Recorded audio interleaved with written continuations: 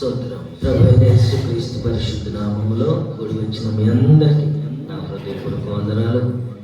ప్రభు మనకు అనుగ్రహించబడిన పునరుద్ధాన దినమును సన్నిధిలో కూడి వచ్చిన మీ అందరికీ దేవుడు ఒక గొప్ప నవనూతనం కలిగిన ఆశీర్వాదాన్ని అనుగ్రహించును గాక.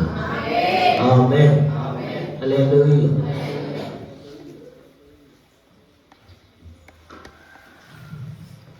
దేవుని వాక్యాన్ని కొద్దిసేపు ధ్యానించుకుందాం. 37వ కీర్తన 22వ వచనం చదువుకుందాం. ఈ ఉదయ కాలంలో యెహోవా ఆశీర్వాదము నొందిన వారు భూమిని స్వతంత్రించుకోబోతున్నారు. దేవుని స్తోత్రం. హల్లెలూయా, హల్లెలూయా. ఈ కీర్తనలో నీతిమంతుల గురించి ఉంది, భక్తిహీనుల గురించి ఉంది. ప్రతి చరణంలో నీతిమంతులు భక్తిహీనులు, నీతిమంతులు భక్తిహీనులని 1 by 1 ఉంది. యెహోవా చేత ఆస్వాదించబడిన వారు అనగా నీతిమంతులు, దేవుని చేత స్థిరపరచబడిన వారు, ఏర్పరచబడిన వారు, ప్రత్యేకించబడిన వారు నీతిమంతులు. నీతిమంతులను దేవుడు ఏం చేస్తారంట? ఆశీర్వదిస్తారు. ఆశీర్వదించబడిన వారు ఏమవుతారు? భూమిని ఆక్యుపై చేసుకుంటారు, స్వతంత్రించుకుంటారంట. దేవుడే ఆ ప్రత్యేకమైన అనుభవాన్ని దేవుడు, ఆ కృపను దేవుడు అనుగ్రహిస్తాడట. దేవుని స్తోత్రం. చెప్పించబడిన వారు ఏమవుతారట? నిర్మూలమవుతారు. అది మనకు అనవసరం, కానీ కాకపోతే కింద లైన్ చదివించంతే. కానీ ఈరోజు ధ్యానాంశము యెహోవా ఆశీర్వాదం నొందిన వారు ఏమవుతారట? ఏం స్వతంత్రించుకోబోతున్నారు? భూమిని స్వతంత్రించుకోబోతున్నారు. దేవుని స్తోత్రం. నీతిమంతులు అనగా ఫలించేది చెట్టుతో పోల్చబడింది. నీతిమంతులు అంటే ఫలించని చెట్టు. ఒక చెట్టు ఉందంట, అదంట 12 నెలలు కాపు కాసిందంట. ఒక చెట్టు ఉందంట, ఆ చెట్టు నీతిమంతులు. దేవుని స్తోత్రం. అది కాలువ యోరంటే నీటి కాలువల యోరను నాటబడిందంట. అది 12 కాపులు ఇస్తుందంట. 12 సంవత్సరం అయితే ఎన్ని నెలలు? 12 నెలలు, 365 రోజులు అది కాపు కాస్తూనే ఉంటుంది. దుష్టులు దేనికి మరి పోల్చబడ్డారంటే చెదరగొట్టబడే పొట్టు. తూర్పాత పట్టేటప్పుడు ఎందుకు ఒడ్లన్నీ నూర్చినాక అవన్నీ గోపంలో లేదు. ఎందుకనంటే అందులో ఏముంది? పొట్టుంది. అంటే వాళ్ళు దేని సాదృశ్యం అంటే దుష్టులు. ప్రభువారు ఒక రోజున వేరుపరిచే జీవితం రాబోతుంది. వేరుపరచుకుంటుంది. గోధుమలను గురుగులను దేవుడు ఒక రోజున వేరుపరచుకుంటున్నాడు. గోధుమలు విశ్వాసులకు సాదృశ్యం, దేవుని బిడ్డలకు సాదృశ్యం, దేవుని చేత స్థిరపరచబడిన వారు సాదృశ్యం. గురుగులు దుష్టులు, సాతాను సంబంధించిన వారు, లోకస్తులు, లోకానుసారమును అనుసరించే వారు దుష్టులు. ఆ గురుగులు ఒక రోజున దేవుడు ఏర్పరచుకుంటే వేరు చేయబోతున్నాడు. కొట్టులోకి పంపించబోతున్నాడు. వేరు చేసి మొత్తం గోధుమలన్నింటినీ ఒక పక్క పెడతాడు, కొట్టులో పెడతాడు. కొట్టు అనగా పరలోక రాజ్యానికి సాదృశ్యం. దేవుని స్తోత్రం. ఈ రోజున నీతిమంతులు నేను చెప్పబోయే మరి ధ్యానాంశం ఏంటంటే, ఏ దేవుని చేత ఆశీర్వదించబడిన వారు భూమిని స్వతంత్రించుకున్నాను గాక. మరి ప్రభు సన్నిధికి వస్తున్న మనము, నీతిమంతులుగా ఉన్న మనము, యేసు రక్తం చేత కడగబడిన మనము దేవుని చేత ఆశీర్వదించబడిన వారే. అసలు బాప్తిస్మం అంటేనే కొలతలేని ఆశీర్వాదం. ఇంకొకటి ఏంటి? శనివారం ప్రార్థనకు వచ్చేవాళ్ళు తెలిసింది ఏంటి? బాప్తిస్మం అంటే ఏంటంటే మరి చెప్పశక్యంగాని వర్ణించలేని ఆశీర్వాదం. వర్ణించలేని ఆశీర్వాదం, చెప్పశక్యము కానీ వర్ణించలేని ఆశీర్వాదం అంట.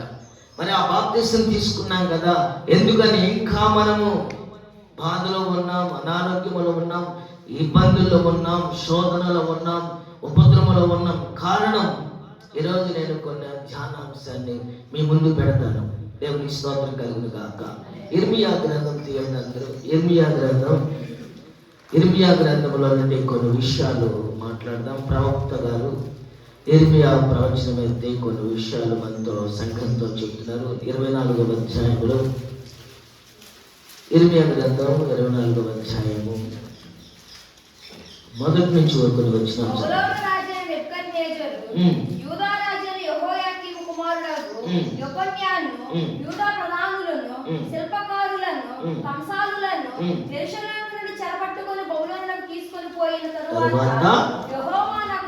అది ఇర్మియా గారు అంటున్నారు, యెహోవా నాకు చూపగా.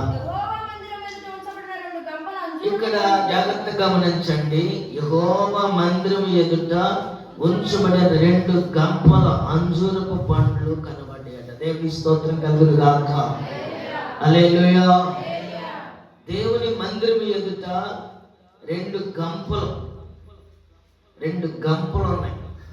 ఇక్కడ దీంట్లో మనం చాలా జాగ్రత్తగా ఉండాలి. మందిరంకి వస్తున్నాం, మందిరమే కాదంటున్నా, కానీ 2 గంపలు ఉన్నాయి. 2 గంపలు ఏమున్నాయి? అంజూరం పండ్లు ఉన్నాయి. చదవండి అమ్మా. ఒక గంపలో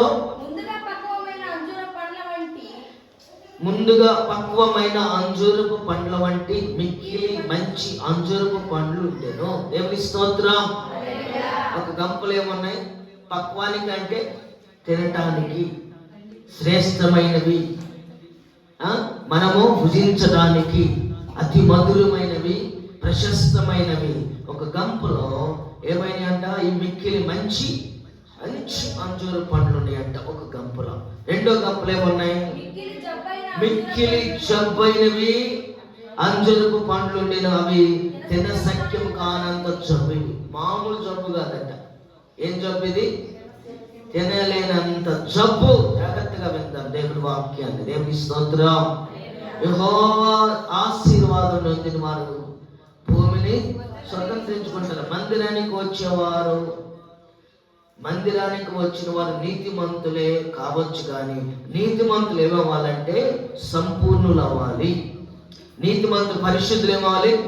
పరిపూర్ణులు అవ్వాలి, సంపూర్ణులు అవ్వాలి. ఇక్కడ 2 గంపలు ఉన్నాయి.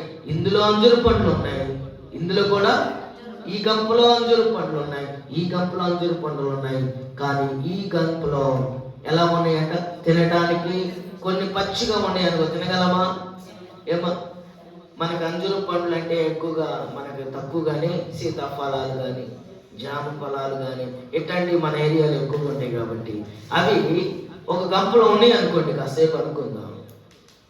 ఈ ఫలాలు చక్కగా తినడానికి ఉంటే ఏం చేస్తాం? గబగబా వెళ్ళిపోయి ఏం చేస్తాం? గబగబా తీసుకుని తినటం. ఒకరోజు నేను రాజమండ్రి వెళ్తే ఎంతెంత రాజమండ్రి సీతాఫలాలు ఎంత రోడ్డు మీద పెట్టుకుని, ఆ రాజమండ్రిలో అది ఫేమస్ కాబట్టి ఇంతెంతయి ఆడ ఫేమస్ కలిగినాయి. తెగ ఉంటున్నాడు. ప్రతి వాళ్ళు కారు ఆపటం, ప్రతి వాళ్ళు కొనుక్కోవటం. ఎన్ని 4-5 కాదు, బొట్లు. ఎందుకని? ఫ్రూట్స్ అంటే మరి అంత ఫేమస్గా ఈ గంపలో ఫ్రూట్స్ ఉన్నాయి. ఈ అంజూరు పండ్లు తినడానికి చక్కగా మిక్కిలి మంచి అంజూరు పండ్లు అనగా నీతిమంతులు, యేసు రక్తం చేత కడగబడిన వారు ఎదుగుదల. మందిరములో వారు ఎప్పుడంట ఎట్లా ఉంటారంట? ఎదుగుదల. గాయి ఎప్పుడు ఎలా ఉంటాడంట? గాయి ఎలా ఉంటాడు? ఆత్మ చేత ఎప్పుడు వర్ధిల్లటం. దాని అర్థమే మిక్కిలి మంచి అంజూరు పండ్లకు సాదృశ్యం. దేవుని స్తోత్రం. దేవుని సన్నిధికి వస్తున్న మనము ఆశీర్వదించబడాలి అంటే మనం వర్ధిల్లాలి, మందిరములో వర్ధిల్లాలి, పూర్తిగా లోతుగా నాటబడాలి, స్థిరపరచబడాలి. మీరు ఒక్కసారి ఆలోచించండి. ఒకసారి మీరు మనసు పెట్టి ఆలోచించండి. ఒక గంపలో మంచి అంజూరు పండ్లు తినడానికి పక్వానికి వచ్చినాయి, మంచి అంజూరు పండ్లే. మరి ఒక గంపలో ఏమన్నాయంట? జబ్బుకు మాత్రమే కాదు, మళ్ళీ ఎట్టుందంట? ఎలాంటి జబ్బు అది? తినసఖ్యం కానంత జబ్బు. అంటే బాగా కుళ్ళిపోయి వాసన కొట్టి కంపు కొడుతుందని అర్థం. అసలు పూర్తిగా చెప్పుకోవాలండి, అవి తినలేనంత పరిస్థితుల్లో ఉన్నాయా? అవి కూడా దేవుని మందిరం ఎదుటే ఉన్నాయిగా, అవునా కదా? లేకపోతే వేరే చోట ఉన్నాయా? మందిరం ఎదుటే ఉన్నాయి. ఇప్పుడు దేవుని బిడ్డలైన మనము కొంచెం నేర్చుకోవాల్సింది ఏంటంటే, మందిరములో మనము తినసఖ్యముగానంత ఉన్నామా? దేవుడు ఇప్పుడు మనల్ని చూడబోతున్నాడు. నేనైతే మిమ్మల్ని ప్రతిరోజు నేను ప్రార్థన చేస్తున్నాను, సంఘము ఎప్పుడు 12 నెలల కాపుగాయునుగాక. ప్రభువారు మీ దగ్గరికి వచ్చి చూసినప్పుడు మీరు ఫలించేవాడిగా ఉండునుగాక. ఫలములు జీవాకు అతి మధురముగా మార్చబడునుగాక. యేసు నామములో. ధవళ సింహాసనం ఎదుట ప్రభువారు మన లెక్కలు చూసినప్పుడు మనందరం ఎలా ఉండాలి? మిక్కిలి ప్రభువారు తినేటట్లుగా, లేకపోతే చూసేటట్టుగా, ఫలించేటట్లుగా మనం ఉండునుగాక. మత్తయి సువార్త 25వ అధ్యాయము, దీనికి అనుగుణమైన విషయాలు చెప్పుకుందాం. మత్తయి సువార్త 25వ అధ్యాయము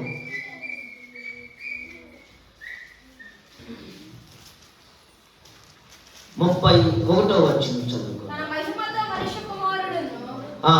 ఆయనతో కూడా సమస్త దూతలను వచ్చినప్పుడు ఆయన తన మహిమగల సింహాసనం మీద ఆసీనుడై ఉండును. మళ్ళా చదువు. తన మహిమతో మనుష్య కుమారుడును ఆయనతో కూడా సమస్త దూతలను వచ్చినప్పుడు ఆయన తన మహిమగల సింహాసనం మీద ఆసీనుడై ఉంటాడు. అప్పుడు సమస్త జనములు ఆయన ఎదుట పోగు చేయబడును. గొల్లవాడు మేకల నుండి గొర్రెలను వేరుపరచినట్లు ఆయన వారిని వేరుపరిచి తన కుడి వైపున గొర్రెలను ఎడమవైపు మేకలను నిలబెట్టును. దేవుని స్తోత్రం కలుగును గాక. హల్లెలూయా, హల్లెలూయా. ఇక్కడ 2 గుంపులు ఉన్నాయి, అక్కడేమో 2 పొట్లు ఉన్నాయి, ఇక్కడేమో 2 గుంపులు లేకపోతే 2 మందులు. ఒక మందులో, ఆ మందులో నుండి ఏర్పరిచాడు. అంటే గొల్లవాడు అనగా సేవకుడు. గొల్లవాడు అనగా సేవకుడు. మొదట యేసు ప్రభు పుట్టిన విషయాన్ని, జన్మించిన విషయాన్ని ఎవరు తెలియపరిచాడంట? దేవదూత. ఎవరు తెలియపరిచారు? ఎవరికి? గొల్లవాడు అనగా దేవుని సేవకుడని అర్థం. ఇప్పుడు మందిరములో వాక్యం చేత ఇప్పుడు సంఘాన్ని ఏం చేస్తాడంట? వాక్యం చేత గొర్రెలను మేకలను, గొర్రెలు అనగా కుడివైపున ప్రభువారు కుడివైపున ఉంటారట, మేకలు అనగా ఎడమవైపున ఉన్నవారు. దీన్ని మనం ఇంకో కొంచెం లోతుగా వెళ్తే, గొర్రెలేమో ఎక్కడికి చేర్చబడ్డాయి? మంచి స్థలములోకి, తాను నిలువరమైన పట్టణం ఏర్పరచబడిన స్థలం, దేవుని చేత ఏర్పరచబడిన ఆ పట్టణములోకి చేర్చబడ్డాయి. ఎడమవైపు ఉన్న మేకలు ఎక్కడికి అయిపడ్డాయంట? పాతాళం. అది అక్కడ బాధ కలిగించే స్థలం అంట, ఇబ్బంది కలిగించే స్థలం అంట. మనలను ప్రశాంతంగా ఉండనిచ్చే స్థలం కాదంట.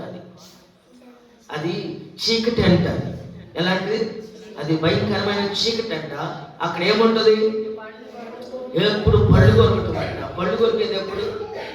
ఇంట్లో కొంతమంది మగవాళ్ళు పళ్ళు కొరుకుతారు. ఎప్పుడు?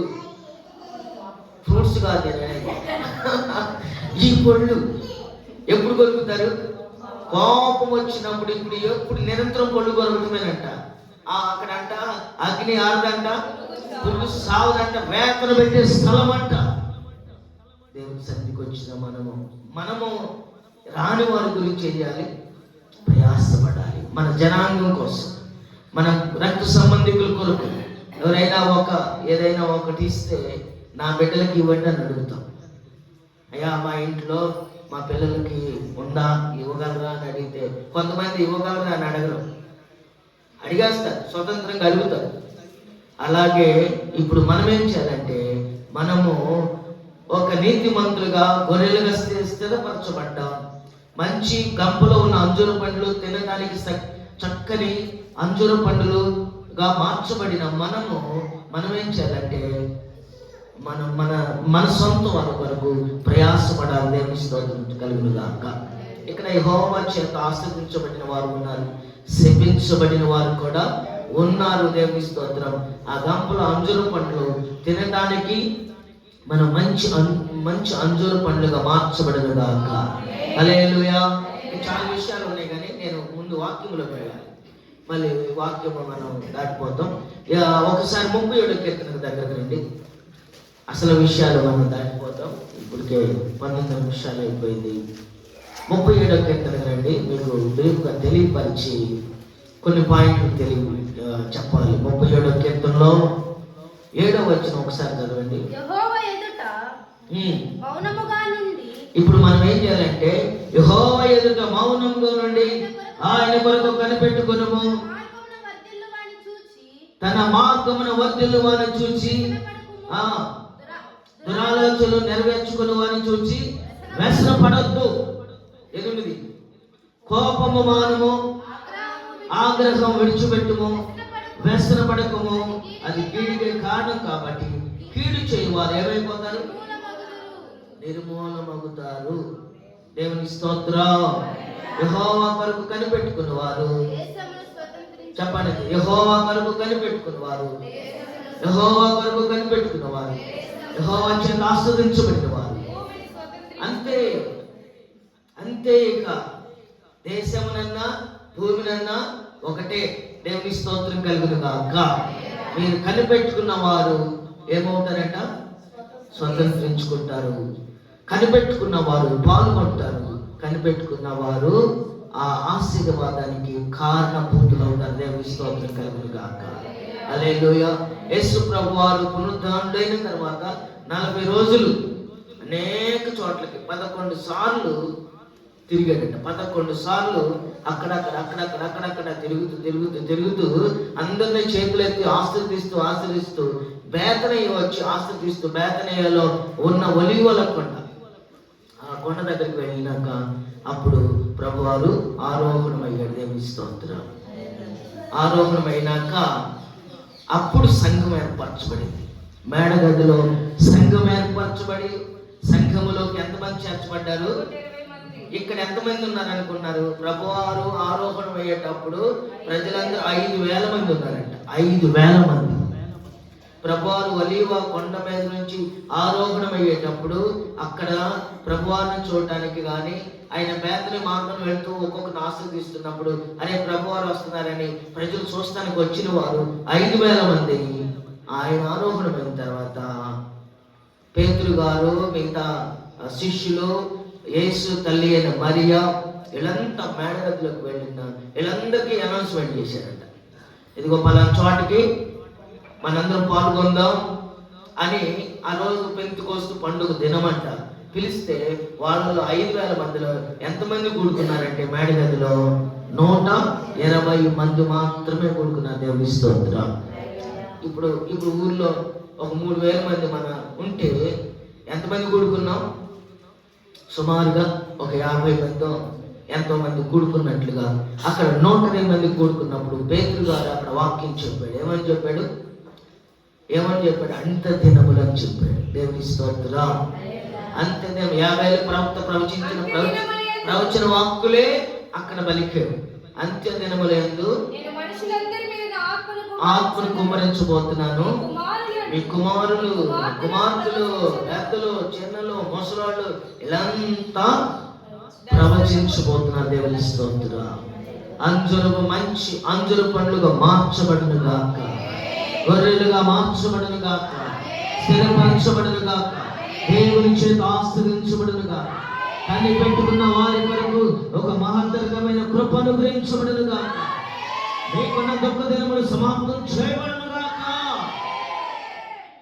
ఎన్నో సంవత్సరముల నుండి వస్తున్న మనకు దేవుడు ఇంకా చేయట్లేదు అంటే ఒక్కసారి ఆలోచించుకోండి. మనం ఏ గంపలో ఉన్నామో ఒక్కసారి కనిపెట్టుకున్న వారి కొరకు దేవుడు ఎలా కనిపెట్టుకోవాలి? శనివారం కూడిక అనేది కనిపెట్టుకునుట అని అర్థం. దేవుడు మనకి ఇచ్చిన ఒక ప్రత్యేకమైన కొంతమందికి జాబులు ఉండొచ్చు, వారికి రాలేకపోవచ్చు, వ్యాపారాలు ఉండొచ్చు, లేకపోతే చదువుకున్న వాళ్ళు బళ్ళుకి వెళ్ళొచ్చు, లేకపోతే కష్టార్జితం కొరకు పనికి వెళ్ళొచ్చు. అయితే పగలు కాకపోతే సాయంత్రం కూడా ఉంది. కొంతమందికి అనుకుంటారు పగలే మీరు పెడుతున్నారు, పగలు రాలే, సాయంత్రం కూడా ఉంది. దేవుని స్తోత్రం కలుగును గాక. కనిపెట్టుకోవాలి. దేని కొరకు కనిపెట్టుకోవాలి? భూమిని మనం స్వతంత్రించుకోవాలంటే, మనము దేశాన్ని స్వతంత్రించుకోవాలంటే, లేక ఆశీర్వాదాన్ని స్వతంత్రించుకోవాలంటే, లేకపోతే ఆరోగ్యాన్ని స్వతంత్రించుకోవాలంటే మనం ఏం చేయాలంట? ఏం చేయాలి? ఒకసారి మనం ఒక మాట చదువుకోవాలి. జాన్ వెస్లీ గారు ఉన్నాడు, ఇంగ్లాండ్ దేశంలో జాన్ వెస్లీ అని పేరు. ఆయన ఎన్నో మార్లు చదువుతున్నాడు, పరీక్షలు రాస్తున్నాడు, కానీ ఫెయిల్ అవుతున్నాడు అంట. పరీక్షలు రాస్తున్నాడు, ఫెయిల్ అవుతున్నాడు, పరీక్షలు రాస్తున్నాడు, ఫెయిల్ అవుతున్నాడు. వాళ్ళ తండ్రి ఇసుకు పొంది, నువ్వు పరీక్షలు రాయవద్దు, ఏం రాయవద్దు అబ్బాయి, నువ్వు ఆగిపో. వాళ్ళ భర్తకు తెలియకుండా భార్య, అంటే వీళ్ళమ్మ, జాన్ వెస్లీ గారి అమ్మ ఏం చేసిందంటే ఫీజు కట్టిందంట. ఫీజు కట్టి పరీక్షలు రాపిస్తే అప్పటికే 7-8 సార్లు అదే ఇయర్ కట్టి 7-8 సార్లు కట్టిన తర్వాత ఆఖరి టైంలో ప్రార్థన చేసుకుని వాళ్ళమ్మ ప్రార్థన చేసి పంపిందంట.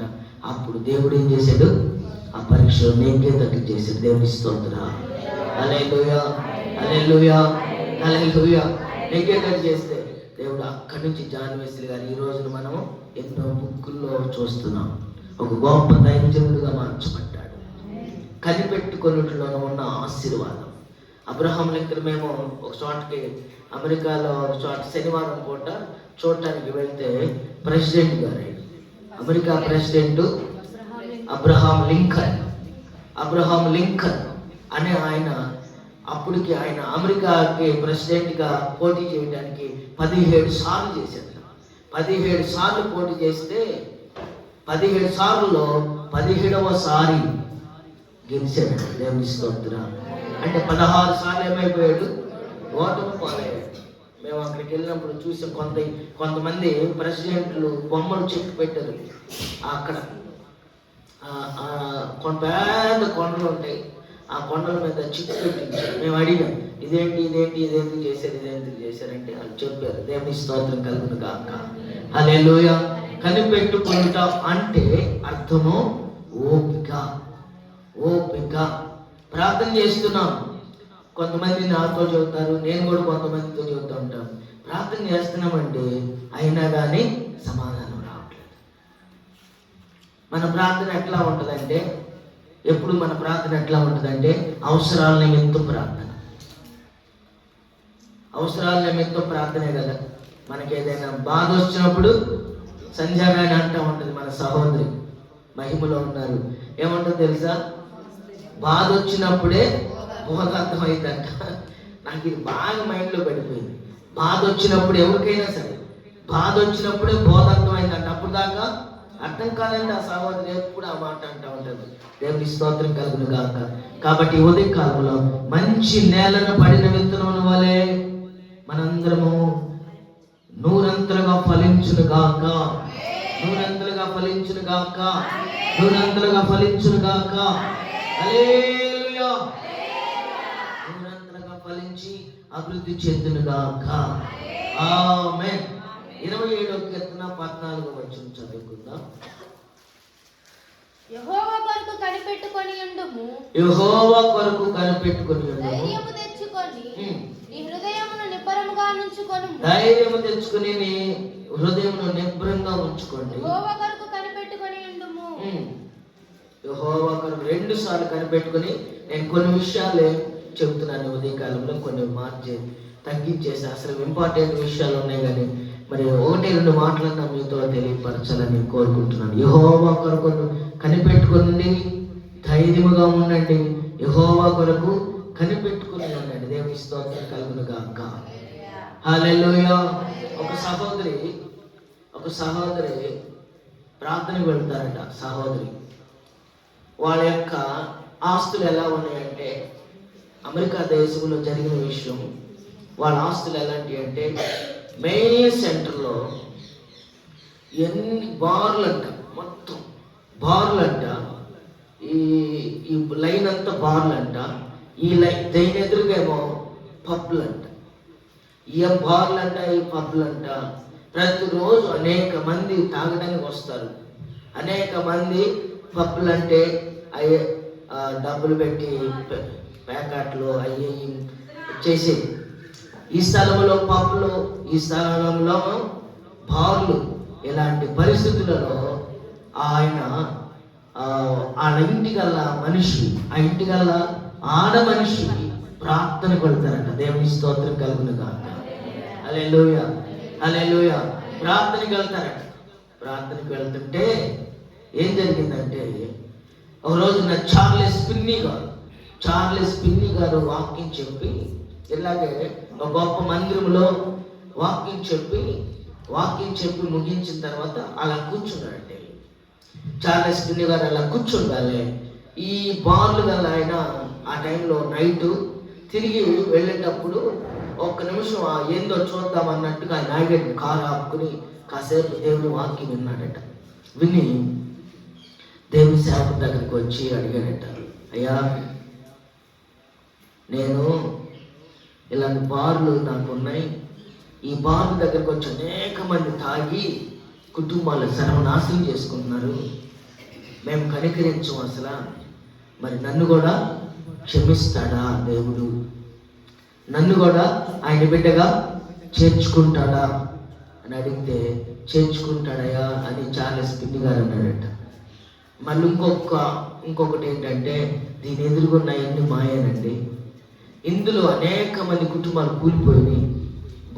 పబ్బులు అంటే అనేక జోదం ఆడతారు, అది ప్యాకెట్లో ఇంకేంటో మనకంతకు తెలియదు, కానీ కొన్ని విషయాలు తెలుసు. అక్కడ ఆడతారు. ఎన్నో కుటుంబాలు సర్వనాశనం, రోడ్డును పడ్డాయంట. అవి మేము లాభం పొందుకుంటున్నాం. ఈ విధంగా నన్ను క్షమిస్తాడా అంటే, అయ్యా క్షమిస్తాడయ్యా, అంత మాత్రమే కదయ్యా. నేను ఇంటికి వెళ్తే నా భార్యను నేను మామూలుగా తాగి వెళ్ళి ఆ మైకంలో ఎట్టబడితే అట్ట ఇష్టానుసారంగా కొడతానయ్యా, ఎట్టబడితే అట్ట వారి మీద ప్రవర్తిస్తానయ్యా. నేను వెళ్ళేసరికి మా బిడ్డలో భార్య గచ్చ వణికిపోతారయ్యా. భోజనం పెట్టాలంటే నాకు వాళ్ళు గచ్చగచ్చగా వణికిపోతారయ్యా. ఇలా చెప్పినప్పుడు చార్లెస్ పిన్ని గారు అన్నాడంట, అయ్యా, ప్రతి పాపమును దేవుడు పవిత్రపరిచి శుద్ధి చేసి నిన్ను ఉన్నతముగా నడిపిస్తాడయ్యా. మన దేవుడు ఆయనే ఈ లోకములకు నీ కోసమే వచ్చాడయ్యా. అసలు అనేసరికి ఈ మాటలు చెప్తున్నప్పుడు ఆయన కన్నీళ్ళు ఏమవుతాయి, కింద దిగజారిపోయి తడిచిపోయిందంట షర్ట్. ఇప్పుడు ఇక ఆ రాత్రి మారు మనసు పొందుకున్నాడుగా, యథావిధి ఇంటికి వెళ్తే ఇంటి దగ్గర వాళ్ళకి ఏమనుకుంటారు, నా భర్త ఎలా వస్తున్నాడు, రోజు ఉన్నవాళ్లే గొప్ప ధనికులంట.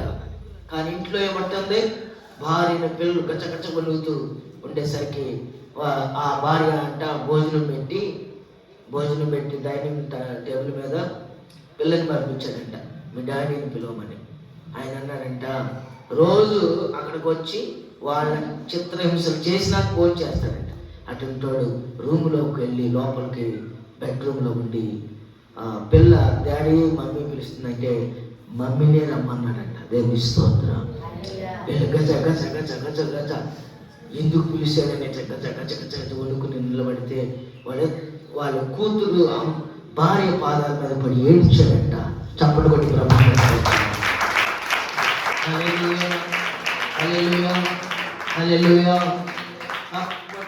అసలు కాళ్ళ మీద పడి ఏడ్చేసరికి ఏమైందంటే, ఉన్న విషయం అంతమ్మా మిమ్మల్ని చిత్రహింసలు పెట్టానని ఏడ్చి ఆ రోజు మారు మనసు పొందుకున్నాడు. దేవుని స్తోత్రం. ఆ ఇంట్లో సహోదరి ప్రాంతానికి వెళ్ళి ఏం కనిపెట్టుకుంది చెప్పండి, ఇప్పుడు చెప్పండి. భర్త కొరకు కనిపెట్టుకుని ఉంది. దేవుని స్తోత్రం. ఈరోజు మనం ఇలా తూతు మంత్రం ప్రార్థనలు, మన ఎన్ని ప్రార్థనలు మనవి అవకాశవాదులు. మనం అవకాశాన్ని బట్టి ప్రార్థనకు వస్తాం. ఏదన్నా అవసరం ఉంటే ప్రార్థన, లేకపోతే ప్రార్థన ఎందుకు పడింది ఏంటి తెలియదో మనకు తెలియదు. ఆమె ఆ పరిస్థితులలో వాళ్ళకి ఎంత ఆస్తివంతులు. నేను కూడా చూశాను.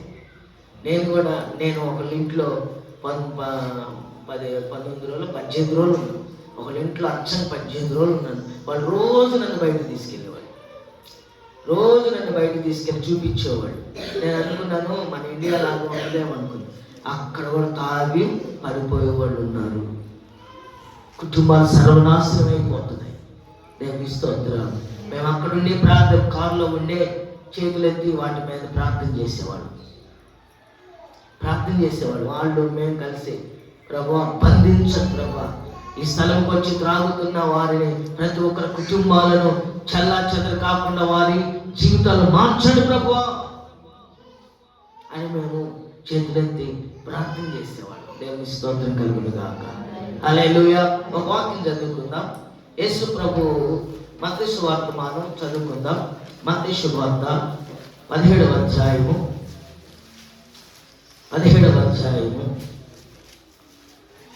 4వ వచనం చదువుకుందాం. అప్పుడు పేతురు ప్రభువా ఇక్కడ ఉండటం మంచిది ఆ. నీకు ఇష్టమైతే ఇక్కడ నీకు ఒకటియు మోషేకు ఒకటియు ఏలియాకు ఒకటియు 3 పర్ణశాలలు కట్టుదనని యేసుతో చెప్పెను. అతడు ఇంకనూ మాట్లాడుచుండగా మాకు క్షమించండి, అది కాదే. హల్లెలూయా. మార్క్స్ వార్త 17 తీయండి. నేను రాసుకోవాల్సిన ప్రశ్న. హల్లెలూయా.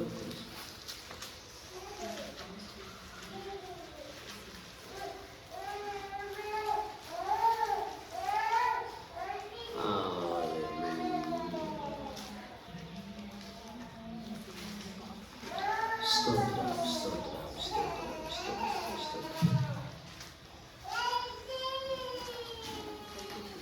స్తోత్రం స్తోత్రం. హల్లెలూయా హల్లెలూయా హల్లెలూయా హల్లెలూయా. చదవండి ఒకసారి చదువు. లోక సువార్త నుండి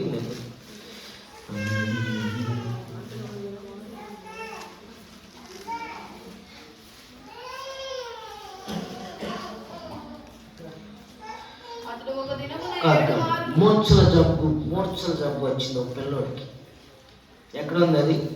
మూర్ఛల జబ్బు వచ్చిందండి ఒక పిల్లోడికి మూర్ఛల జబ్బు వస్తే ప్రభు దగ్గరికి తీసుకొస్తే ప్రభువారు లేరు. ప్రభువారు లేకపోతే తన శిష్యులు ప్రార్థించినప్పుడు ఒకసారి ఆ వాక్యం తీయండి ఎవరైనా సరే.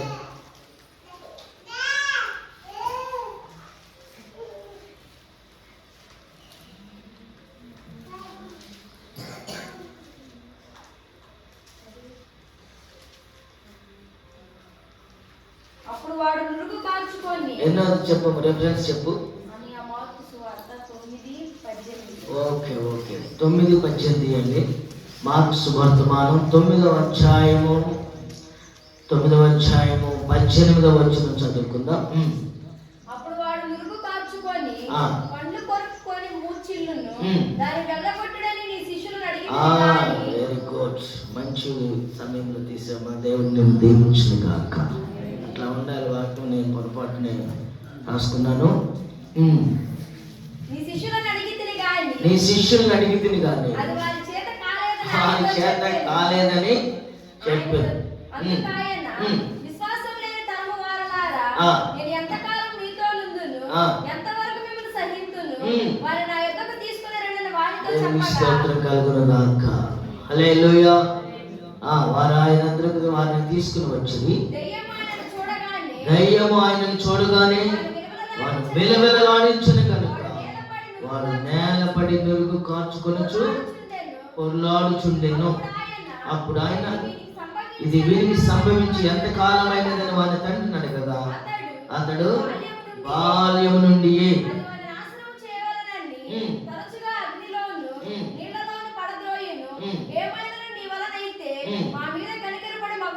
ఒకసారి 2వ వచనం చదవండి. 2వ వచనం. 6 దినములైన తరువాత యేసు పేతురును యాకోబును యోహానును మాత్రం వెంట పెట్టుకుని ఎత్తైన కొండ మీదకి ఏకాంతముగా వారి తోడుకుని పోయి దేవునికి స్తోత్రం కలుగును గాక. అప్పుడు పోయినప్పుడు వచ్చిన వీళ్ళు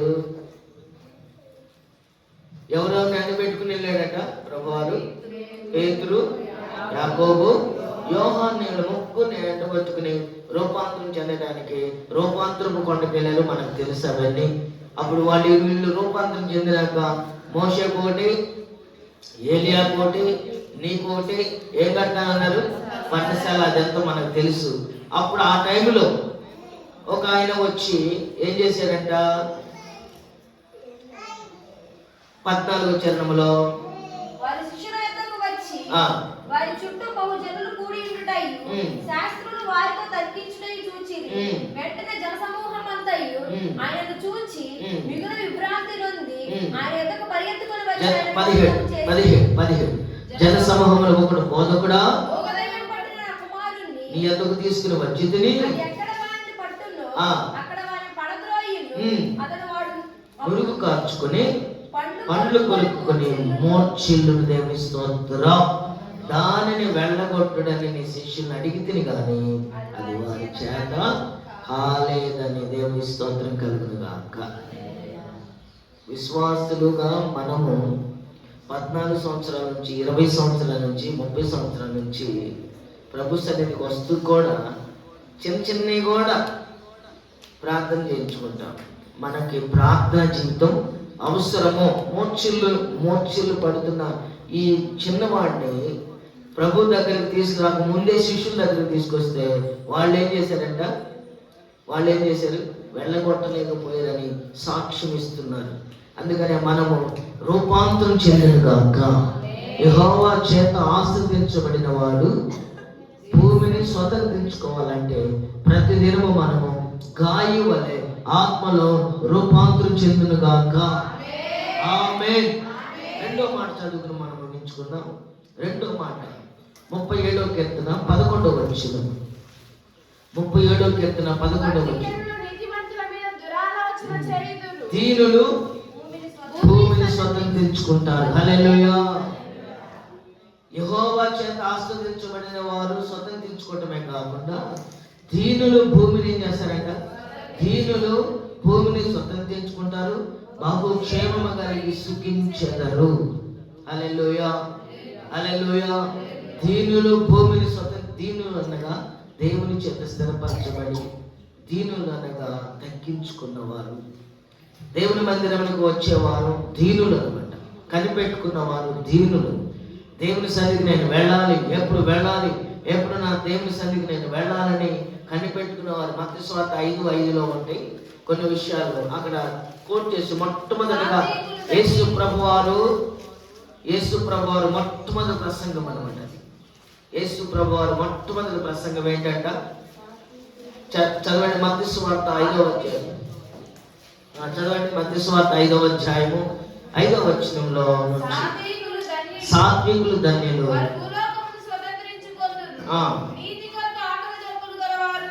ధన్యులు. అవును, ధన్యులు. అవును, అవును, అవును, ధన్యులు. అవును, నీతి నిమిత్తం హింసించబడేవారు ధన్యులు. ఇట్లా వరుసగా కొండ మీద మొట్టమొదటిగా యేసు ప్రభు యొక్క వాక్యం అన్నాడు, ప్రసంగం.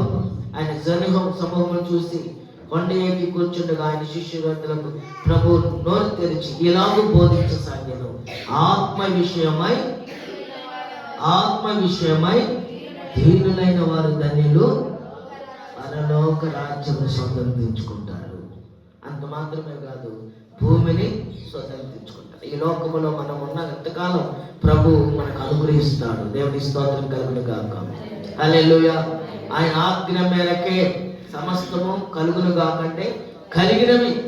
ఇశ్రాయేలు ప్రజలకి ఒక రోజున వారికి అడ్డంకి ఏం దొరికిందంట? ఎర్ర సముద్రం అంటే అది 5వది అనమాట. 5వ సమస్య ఇశ్రాయేలు ప్రజలకి.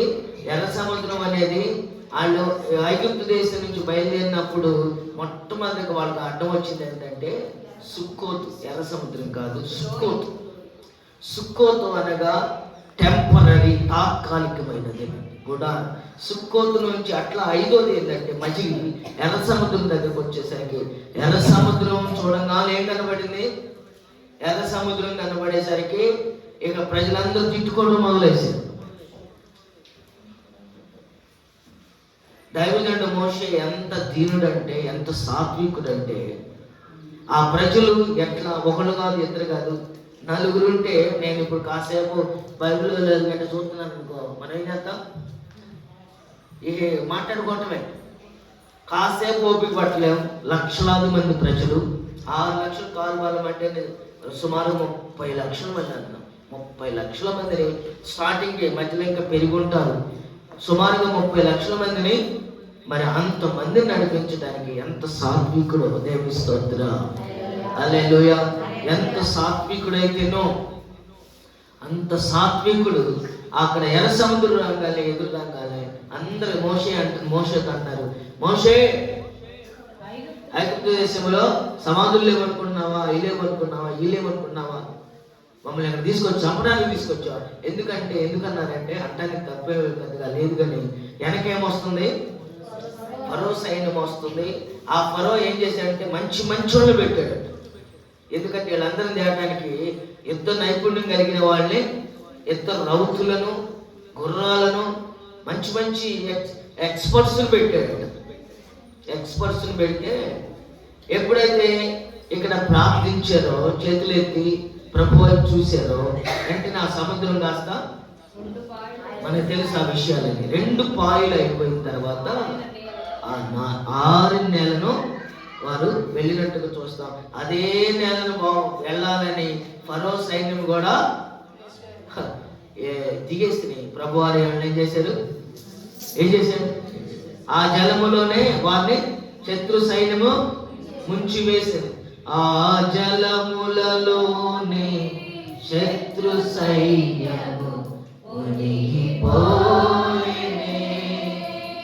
పేతురు రాసిన మొదటి పత్రిక 5వ అధ్యాయం 5వ వచనం.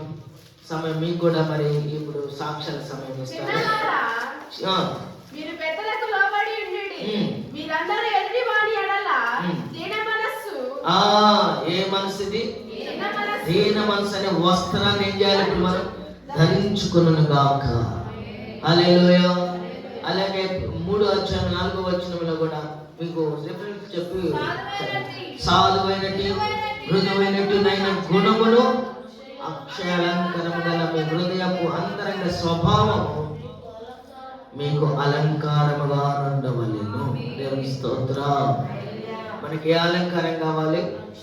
అక్షయ అలంకారము గల హృదయాంతరంలో ఉన్న స్వభావము, ఇది అలంకారముగా, ఈ గుణము అక్షయము, ఇది గుణము, ఈ మృదువైనది వీటిలో ఉండాలి, కానీ పైకి కనిపించేది కాదు.